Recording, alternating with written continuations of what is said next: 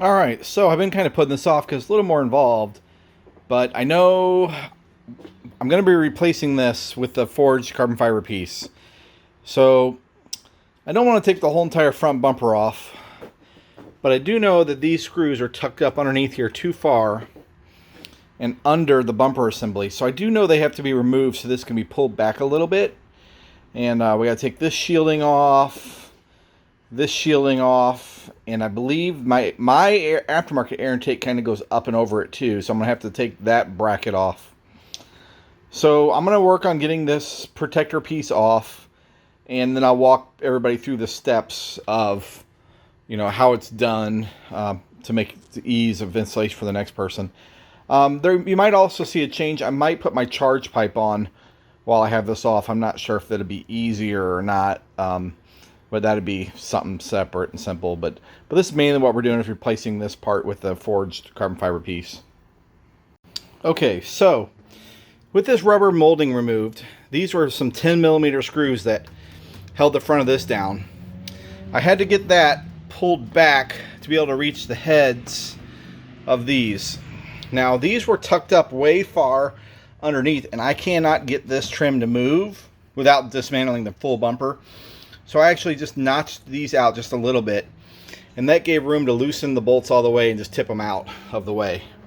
Now, with these ends released, this lifts up.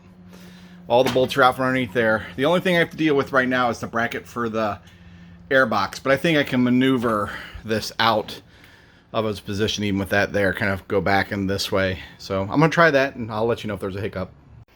There's only one thing you need to transfer over from the old metal one, are these little plastic alignment tabs for the radiator. They kind of hold it from, they do some type of alignment. Anyways, these just snap in. Kind of hard to this, but they do snap in, snap right out of the old one. It was relatively straightforward. After putting all those bolts back in, I just hand tighten them. They don't need to be. But, even that stuff that I trimmed, I mean, no matter what, you can't see it. That made taking those bolt heads out a lot easier. Well, it looks really nice. So I wasn't able to get to that intake. I had to take the whole entire intake manifold, high flow air intake off to get down to the connection beneath that. I'll do that later. I'll continue dressing up the engine bay here for everybody. We're going to get this whole thing popping and looking good. Obviously, there's nothing to snapping that cover on. So, and this just, the ECU cover just snaps on also. So that's all the forged carbon fiber piece I have right now for the engine bay. And as you can see, I got the Versus, they just press on these caps. And I have the cap left for the oil. So the only other thing I have is a Versus oil to air separator that's going to go over in this area. And heat shield for the turbo, but I won't put that on until I'm done with the downpipe. And I'm going to see if I can get this top made and forged also. So yeah, looking pretty good. Looking nice underneath there. Just to show that Versus oil lid on there. So I'll get a really good shot of this out in the sun once I can get it outside during the daylight. It's nighttime now. And once I have that, show you putting this charge pipe on. I got an Injen red one for it, just a little bit more red, and then we still have to put the strut tower brace in that goes across that I had painted, but I want to get this charge pipe on first because I got to take this out and that goes over it. So yeah, I'll work on that in the next step here. Right, I am all done with the engine bay, and here is the big reveal.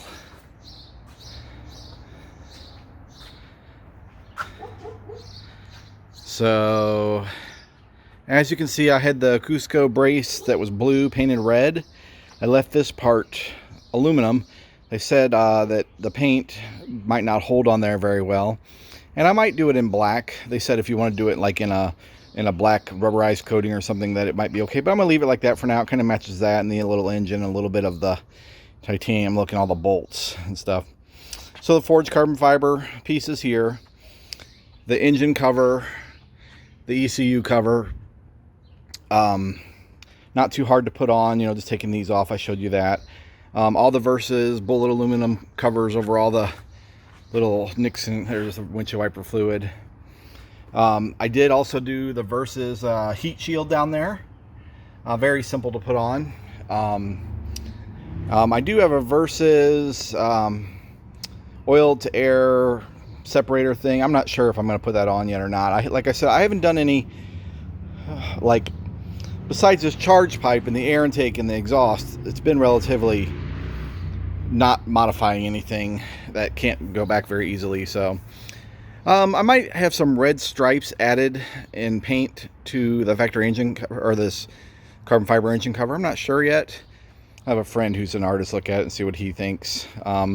Maybe a little bit in it, and I would love to get these made in the forge just to kind of bring that out. But as you can see, that thing looks, that is a pretty proper engine bay for shows. You know, you got enough done to it to you know, score your points. Of course, cleanliness is one thing, and then attention to detail. So I'm pretty happy with that.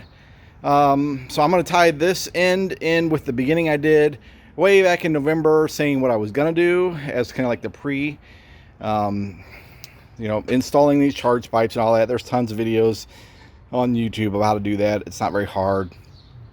Intake and all that. You should do the intake and the charge pipe at the same time. Just let me tell you that much. That because you do have to take the intake out to put this charge pipe on. And that's the pain to have to take it out again. So, well, that's a wrap, and thanks for tuning in for the engine bay, and get back to you with a wrap up here or something else soon. Catch you later. Bye.